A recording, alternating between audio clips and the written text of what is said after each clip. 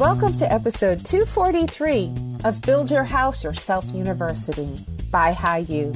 I'm your host and fellow student, Michelle Nelson, and together we'll learn the basics of home design and construction and demystify the building process so we can make smart decisions and build quality dream homes with or without a general contractor.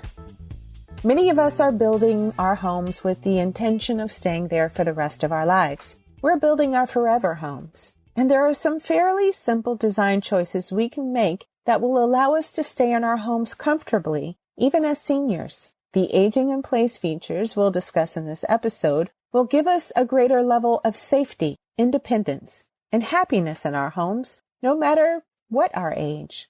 From choosing the right floors to prevent falls, to making choices that will work for us if we ever develop arthritis or need a walker. We can make intentional but subtle design choices today that will serve us throughout our time in our homes. And those designs will make our homes no less beautiful. Betsy DH, this one's for you.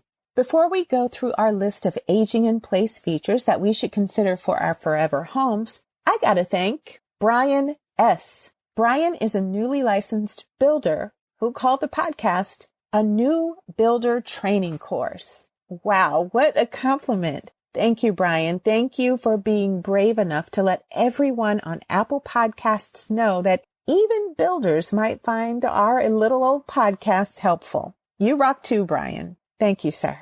Now, let's get into those aging in place features that we can add to our forever homes. What's worse than having to live with some of the physical challenges that can come with getting older is having to live with those challenges in a house that's difficult to maneuver, or having to leave our homes because we can't live there safely. Strongly consider adding some of these features just in case you need them as you get older.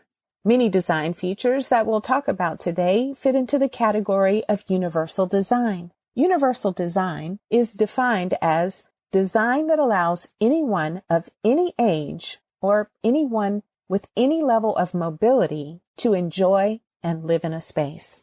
I talked about many universal design and aging in place design elements in episode 68 called Designing a Forever House.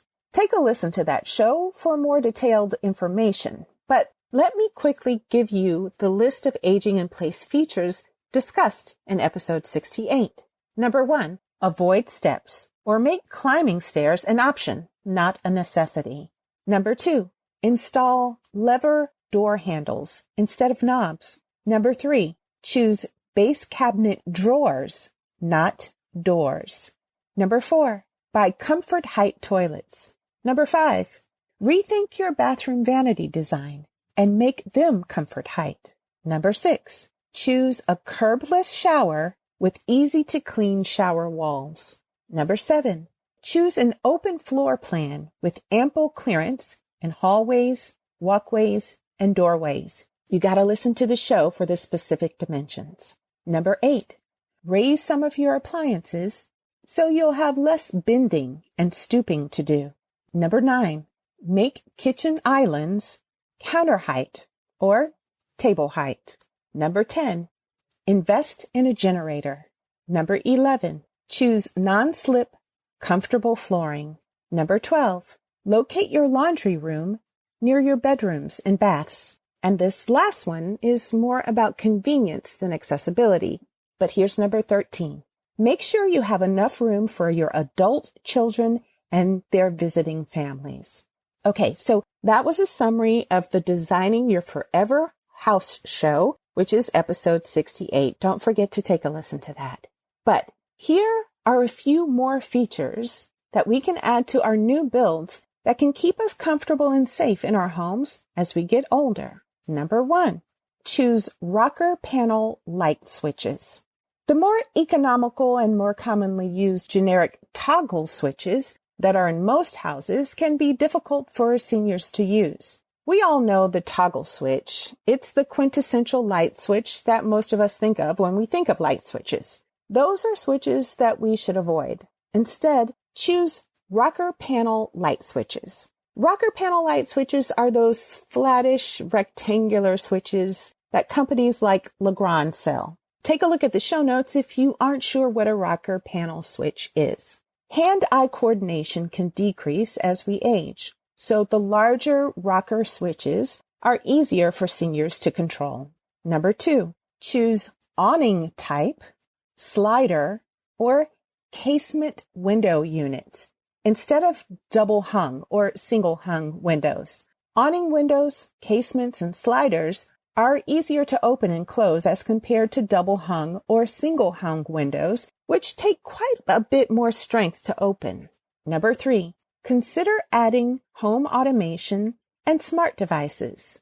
Installing a smart home voice command system like Alexa or Google Home and/or smart door locks, automated window shades, automated lighting, or thermostats are helpful for older homeowners. Smart technologies can save us a few steps by automating many tasks. You can set those devices to automatically turn on or off depending on the time of day, the temperature, or other parameters you decide. Smart locks let you lock and unlock doors automatically as you come close to the door when you have an electronic remote control key fob, or with a tap of a finger, or with your smartphone, or a simple voice command.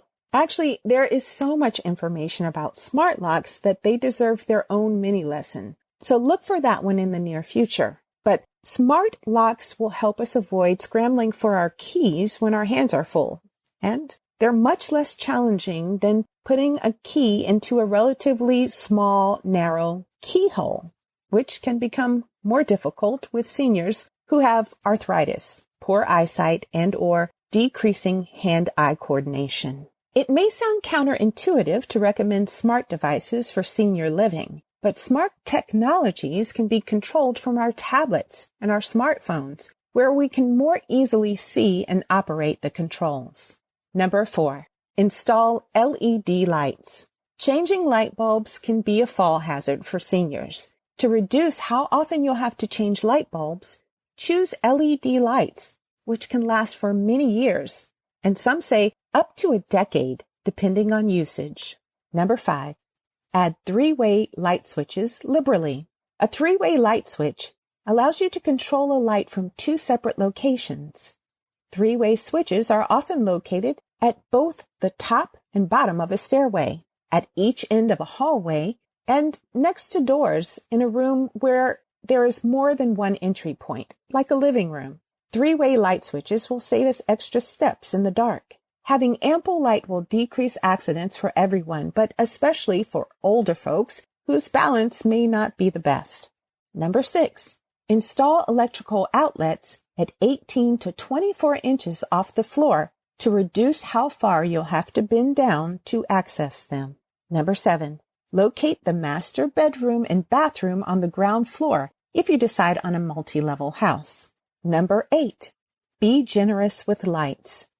As you get older, you'll need more light to see well when doing common tasks, such as cooking, reading, and threading a needle. Make sure your electrical plan includes plenty of light, not just inside rooms, but also along hallways and near steps. Most experts suggest that you over-illuminate spaces and use dimmers on almost all switches to decrease light and create the ambience you want as needed.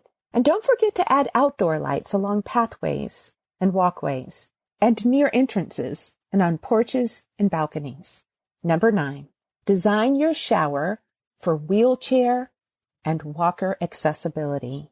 Build your shower with a flat, curbless entry that's at least 36 inches wide, so it's easily accessed if you ever need a walker or wheelchair. A roll-in shower stall, where you stay in the wheelchair while you're taking a shower, should be at least 36 by 60 inches.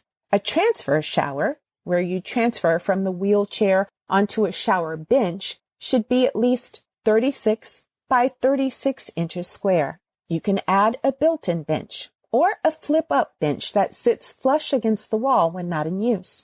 I'll have several pictures of accessible showers in the show notes. Now, hopefully, we'll never need a wheelchair or walker. But if we build a shower with these dimensions in mind, accessibility won't be a problem in the future. Number 10, add blocking for future grab bars in showers and around toilets. Blocking the walls means adding support at the point where grab bars can be securely attached. That extra support typically comes in the form of extra wood between wall studs. Now, what you don't want to do is rely on those suction cup grab bars that are attached to the surface of the walls. Nope, those aren't adequately secure. Add blocking to your walls so grab bars can be screwed in place if they're ever needed. Let's consider the ADA, the Americans with Disability Act, requirements for grab bars, which we can use as a guide for placing our blocking. The ADA requirements are much more complex than you might expect. So I'm going to give us a very quick summary here. For more detail, I'll have a link in the show notes where you can see the specific ADA requirements for yourself. But here's a quick guide. The ADA says that grab bars near toilets should be installed horizontally and placed 33 to 36 inches above the finished floor. And that's measured to the top of the grab bar. The grab bar should go on the side walls near the toilet. If you have two walls on each side of the toilet, like you would with a separate water closet, then add blocking on both side walls. Sidewall grab bars should be at least 42 inches long, but preferably 48 inches long. That means your toilet sidewall blocking should extend for a distance of at least 42 to 48 inches. And again, that's 33 to 36 inches above the finished floor. An additional grab bar, measuring at least 36 inches long, should be installed behind the toilet on the rear wall. Now, what about shower grab bars? Grab bar requirements vary depending on the type of shower you have. But to be safe, you might just plan on adding blocking on all your walls of the shower. Blocking is relatively inexpensive, so I think it's okay to go overboard here. You can add blocking around your entire shower at the same height I mentioned before, 33 to 36 inches from the floor. That way, your shower walls will be ready for grab bars wherever they're needed in the future. And make sure the grab bar blocking extends all the way to the shower entrance. So you can add a grab bar there for extra stability as you enter the shower. Finally, for future reference, take pictures of the blocking before covering the bathroom walls with drywall or cement board. Now, that was a lot of specifics. If you want an easy reference or an easy guide, just add blocking 33 to 36 inches from the floor all the way around your toilet area and your shower walls. That's probably what I'm going to do. Number 11, consider an induction cooktop. Induction cooking is a cooking technology that produces heat with magnetic energy instead of thermal energy. We've talked about induction cooktops before. When using an induction cooktop, you have to use pots and pans made of magnetic metal, such as cast iron. Induction cooking provides faster, more consistent heating and increased energy efficiency than cooking with gas or electricity. An induction stove is great for a forever home because they're safer than electric or gas stoves. Induction stoves only heat up items made with those iron particles. Heat can only be transmitted through magnetic cookware. The induction surface itself, it stays cool to the touch, and it won't burn dish towels, clothing, pot holders, or hands. Number 12, add stacked closets as a potential elevator shaft. If you're building a forever home that's multi-level and you have the budget, you can add an elevator when you build. But prices for home elevators vary from about $20,000 to $50,000. So many people would rather wait and see if they really actually need an elevator before they add one. What you can do fairly inexpensively now, though, is add stacked closets in your house, which can later be converted into a home elevator shaft. Design storage closets directly above each other on each floor of your house.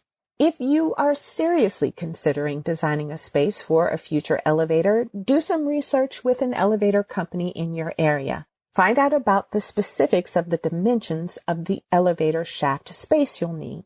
But here are some loose guidelines. Most home elevators will fit within stacked closets that are 5 feet wide and 5 feet deep, meaning 5 feet from front to back, and however tall your ceilings are. You'll also need to carve out a recessed space just below the lowest level for the elevator pit. The elevator pit is a depression that sits below the elevator when it's at its lowest floor. That pit allows the elevator floor to sit level with the floor on the lowest landing. Converting stacked closets into an elevator shaft can save thousands of dollars compared to adding an elevator in an existing home without that shaft area.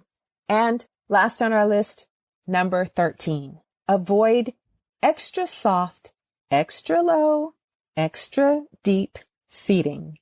Deep, plush, low profile seating like the cloud sofa is very much on trend. And it's definitely luxurious, but those kinds of sofas can be hard for seniors to navigate. And a 100% down and or feather-filled seat cushion that's more than 36 inches deep usually doesn't offer enough support for seniors, especially if they're trying to stand from a seated position. Instead, look for seat cushions that have a foam core for more support. A foam core seat cushion that's wrapped with down or feathers or a down alternative gives you the best of both worlds. You'll get plenty of support from the foam core, and you'll enjoy some plushness from the soft down, feathers, or down alternative wrapping. By the way, a bonus here is that those foam core cushions, they don't need to be fluffed and smoothed out the way 100% feather and down cushions do. Now, what about seat heights? Now, seat heights of 18 to 19 inches high are much easier for seniors, and frankly, almost anyone, to sit in and stand from. So again, for sofas or chairs that will work well for us as we age, look for a depth of no more than 36 inches, a seat height of no less than 18 inches, and seat cushions with a down or down alternative wrapped around a foam core. As we age, we may develop chronic conditions and weaknesses that can lead to diminished functional capacity. But if we are intentional about our design choices when we're building our homes, we can add subtle design features that will help us stay comfortably and safely in our homes as we age.